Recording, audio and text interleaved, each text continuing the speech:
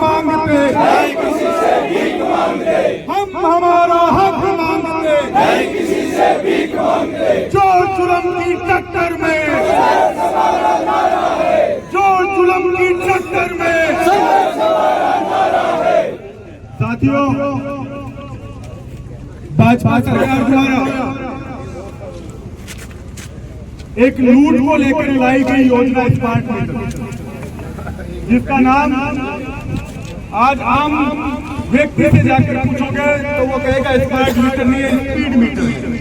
क्यों लोग speed metre बोल रहे हैं और क्या जरूरत पड़ गई 14,000 करोड़ रुपए, 14,000 करोड़ रुपए की योजना केवल राजस्थान की है और उस 14,000 करोड़ में से 4,000 करोड़ रुपए रिश्वत एक कंपनी सरकार को देगी और वो पैसा आएगा कहां से? इन किसानों की जेब से, इन आम व्यक्ति की जेब से, एक गरीब व्यक्ति की जेब से।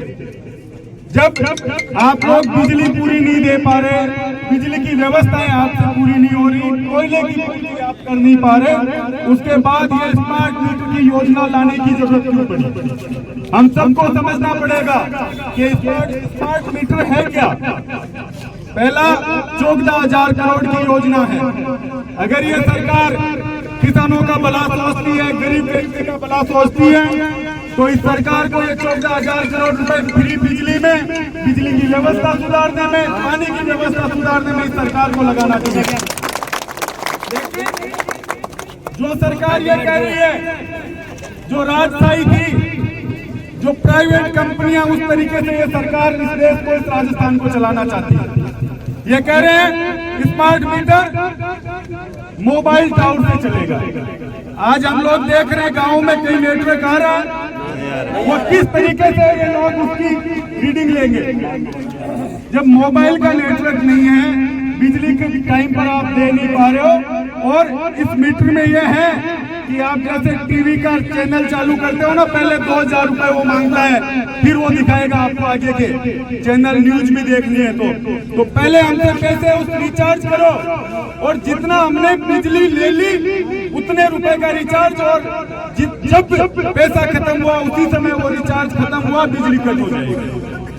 ये किस तरीके की व्यवस्था भारतीय जनता पार्टी इस देश में लागू करना चाह रही है? आज कोई भी सरकार ये कहती है कि हम जन कल्याणकारी योजना ला रहे हैं, हम जनता की भलाई के लिए योजनाएं ला रहे हैं, तो ये कहां से जनता की भलाई है? आज एक गरीब आदमी 1 महीने में कैसे भी पैसे की व्यवस्था करके, 2 महीने में पैसे की व्यवस्था करके उस बिल को भरता और अपने घर का जो बिजली उसको चालू रखता है कहीं से लाके। अब 3,000 रुपए पर महीने गरीब व्यक्ति कहां से देगा?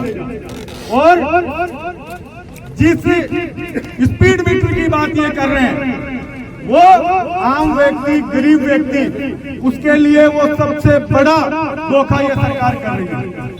हम लोगों को समझना पड़ेगा कि जहां बिजली के तारों से लोग मर रहे हैं, जहां लाइट पूरी दे नहीं पा रहे, उसके बावजूद 14,000 करोड़ रुपए इस एक योजना में सरकार खर्च करना चाह रही है।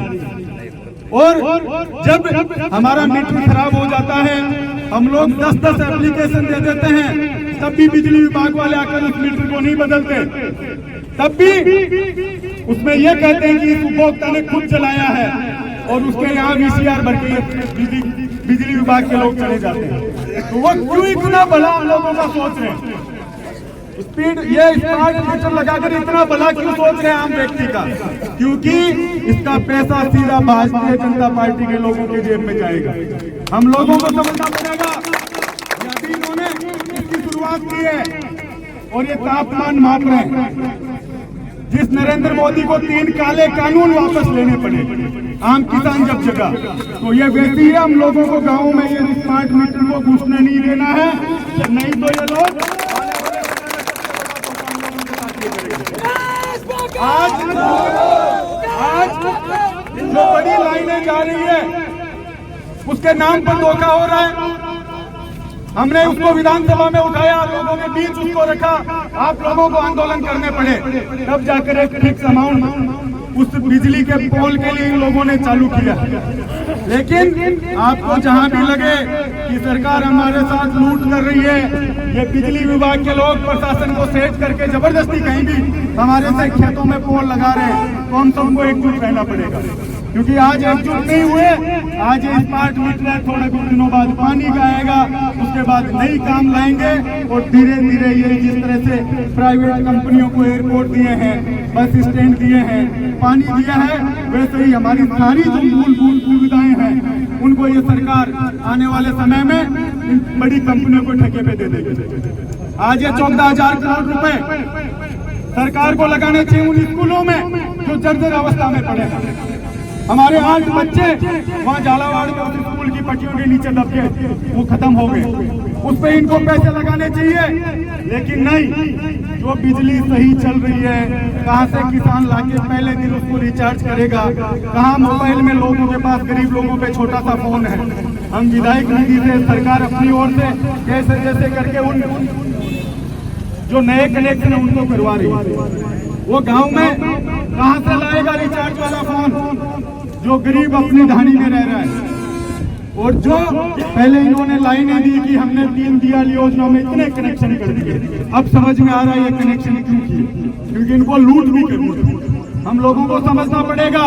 जैसे अभी कैलाश जी बोल रहे थे पंचायती राज चुनाव बंद, छात्र संघ चुनाव बंद, और धीरे धीरे करके ये सारे उन चुनावों को, नगर पालिका चुनाव बंद, धीरे धीरे ये तानाशाही से इस देश में पुणे वो अंग्रेजों के समय का उन तानाशाहों का राजशाही माहौल ये लेकर आना चाहते। क्या हालात है इस जिले में? अधिकारी प्रशासन भले किसी की डिजाइन पे लग जाए, हमें तकलीफ नहीं, लेकिन किस तरीके से कांग्रेस पार्टी के लोगों को, किसानों को जिस तरह से टारगेट करके प्रशासन किसी के खेत में, किसी के मुकदमा लगाकर जिस तरीके से परेशान कर रहा है, हम लोगों को एकजुट होने की जरूरत है। क्योंकि किसी एक व्यक्ति के खिलाफ काम होता, हम एकजुट नहीं हुए तो अगला नंबर हमारा है। बाबा जी, आज जिस तरीके से प्रशासन लाडू में चल रहा है आप सबके सामने, हम लोगों को समझना पड़ेगा क्या स्थिति तहसील की है, क्या थाने की है, क्या वहाँ के एसडीएम ऑफिस की है। एसडीएम तो है ही नहीं, एसडीएम था उसको निकाल दिया, नया कोई आया और आबन भी तैयार कर, क्यों पहली पहुंच जाएगा वो है कागज जो ज्वाइन कर। तो अब सब बातें मजबूत रहना, कोई पुलिस, कोई प्रशासन ऐसा नहीं है जो किसान को झुका सके। जिस नरेंद्र मोदी के पूरे देश में ढोल पीट रहे हैं, तीनों किसान आंदोलन की वजह से तीनों कानून वापस लेने पड़े। मजबूत रहना पड़ेगा और कहीं भी जरूरत पड़ेगी तो ये नहीं कि आपको धकेल दिया, सबसे पहले हम लोग खड़े रहेंगे आपके आगे। मैं आप सबसे निवेदन करना चाहता हूँ, आज अभी हम लोग ज्ञापन दें, हमने कोई हिंसापूर्ण आंदोलन की चेतावनी नहीं दी। हमने कहा हम कलेक्टर का घेराव करेंगे स्मार्ट मीटर के मुद्दे को लेकर।